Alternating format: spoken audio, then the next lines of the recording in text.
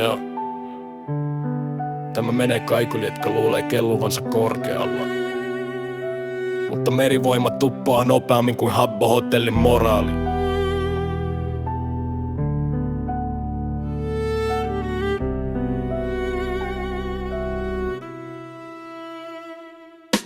Merivoimat messissä, hei kuulostaa vitsiltä. Rex junnu keittiössä tulos aina kitsiä.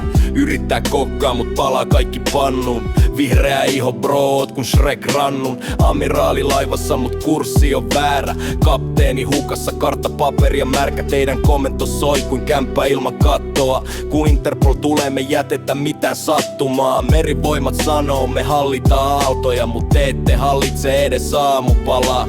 Rex junnu sekoittaa suola ja sokerin taas. Siksi teidän miehistö juoksee rantaan kaas. Suomen armeija kaatin, jos te ootte vasta lapsi. Kersantti huikuttaa, miksi tää meri maistuu lapsi. Teidän laivasto on Habbon suurin vitsi. Yritätte navigoida, mut kaadutte pitsiin. Kun Rex junnu sanoo, keitti on mun kenttä. Me haistetaan savua, ei se on menta. Keitto vihreää, niin kuin se naama. Tais mennä herne nenää, vai onks se samaa kamaa?